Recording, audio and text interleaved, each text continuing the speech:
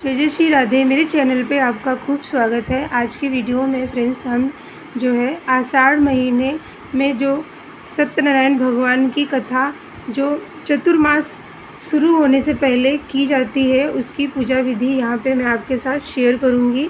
जो फ्रेंड्स आषाढ़ का महीना है ये अभी समापन पे है और अब चतुर्मास जो है वो देवशयनी एकादशी के दिन से लग जाएगा। जो 6 जुलाई को देवशयनी एकादशी है उससे पहले हमें अपने घर में श्री सत्यनारायण भगवान की व्रत कथा ज़रूर से करना चाहिए। इस पूजा को फ्रेंड्स हमें करने से कहते हैं कि हमारे घर परिवार में हमारे जो कुल देवी देवता हैं, जितनी भी देव हैं, उनका हमारे घर में स्थायी निवास होता है और कहते हैं कि उनकी कृपा हमारे पूरे परिवार पे होती है। तो इस पूजा को हमें ज़रूर से देवशयनी एकादशी से पहले जो आषाढ़ में सत्यनारायण भगवान की पूजा ज़रूर से करना होता है, क्योंकि आषाढ़ के महीने में श्री हरि भगवान विष्णु जी की पूजा अर्चना करने से अनेकों तरह के हमें पुण्य प्राप्त होते हैं और हमारे जो पाप होते हैं वो ख़त्म होते हैं। तो इस पूजा को फ्रेंड्स हमें ज़रूर से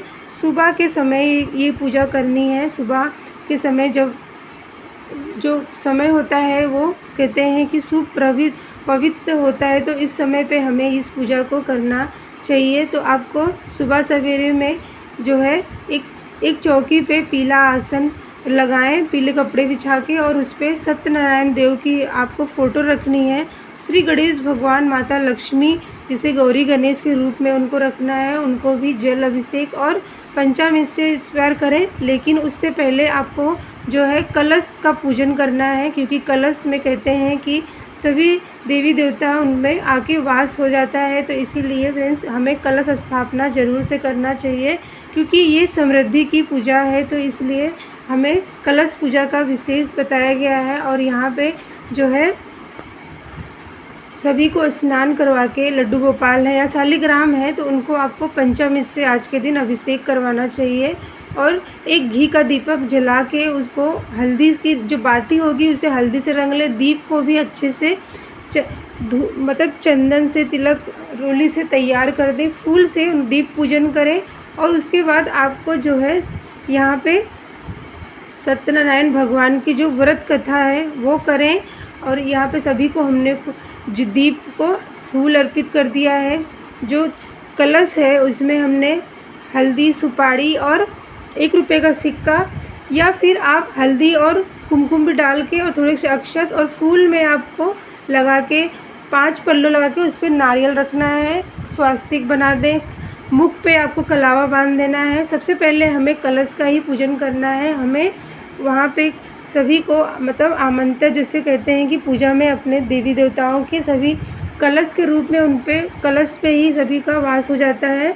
तो यहाँ पे सबसे पहले गणेश जी को और गौरी जी को हमने यहाँ स्नान करवा के अच्छे से उनको वस्त्र अर्पित करके फूल चंदन से कर दिया। अब यहाँ पे लड्डू गोपाल को भी अगर है तो उनको पंचामृत से अभिषेक करवा के उन्हें भी चंदन तिलक करें। वस्त्र में आप पीले वस्त्र भी पहना सकते हैं। और सभी को चंदन तिलक करने के बाद सत्यनारायण देव जी को आपको हल्दी से आपको तिलक करना चाहिए। और जो सफ़ेद तिल होते हैं उनको तिलक पे तिल लगा के आपको कलावा रूपी वस्त्र या फिर ऊपर से पीला वस्त्र भी उन पे चढ़ा सकते हैं और पीले फूलों से अच्छे से श्रृंगार करें। और फ्रेंड्स इस पूजा को कहते हैं आषाढ़ के महीने में जब देव 4 महीने के लिए पाताल लोक में सोने जाते हैं, योग निंदा में चले जाते हैं, तो हमें इस पूजा को ज़रूर से करना चाहिए।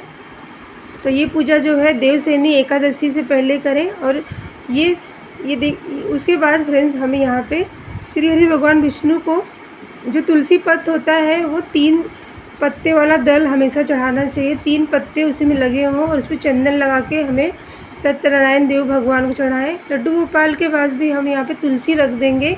आप चाहे फूल रखें या ना रखें, लेकिन तुलसी से भी जो है ये वो बहुत जल्दी से प्रसन्न होते हैं। तो आप जो है तुलसी पत्र ज़रूर से चढ़ाएं। उसके बाद आप यहाँ पे अगर फल केले का है या फिर कोई भी मौसमी फल है वो रख ले, नहीं तो आप सिर्फ पंजीरी और जो पंचामृत होता है उसी का भोग लगा के आपको ये पूजा करना है। क्योंकि जैसे हम सत्यनारायण भगवान की व्रत कथा करते हैं ना, उसी तरह से पंजीरी का और जो केले का, इन सब का हमें भोग लगा के अपनी जो कथा है उसे 5 अध्याय जो होते हैं वो अपने घर में करने से कहते हैं कि वो सुख और समृद्धि हमारे घर में वास करती है।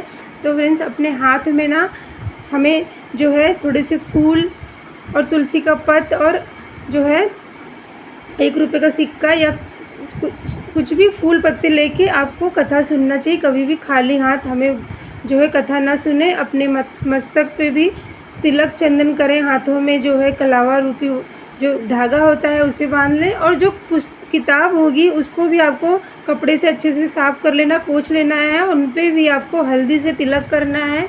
और यहाँ पे देखिए हाथ में फूल और तुलसी पत्र लेके ना अब हम 5 जो अध्याय होते हैं, एक एक अध्याय को हम पढ़ेंगे और उसके बाद हम जो है श्री सत्यनारायण भगवान की जय ऐसे बोल के हम जो है उस फूल को छोड़ेंगे। और फिर से हाथ में तुलसी पत्र और जो है फूल लेके हम 5 अध्याय को ऐसे ही फ्रेंड्स जो है पढ़ लेंगे। उसके बाद आपको यहाँ पे छोटी सी अग्यारी करनी है। अग्यारी करने के लिए आप गाय के उपले पे जो है गौरी गणेश का पूजा करें, लेकिन उससे पहले आपको जो अग्निदेव का जो जहाँ पे आप अग्यारी कर रहे हैं ना उनका पूजन कर लें, जो है उन पे फूल चंदन टीका कर दें। और फिर वहाँ पे आपको 5 देवों को ध्यान करते हुए आपको यहाँ पे हवन करना चाहिए।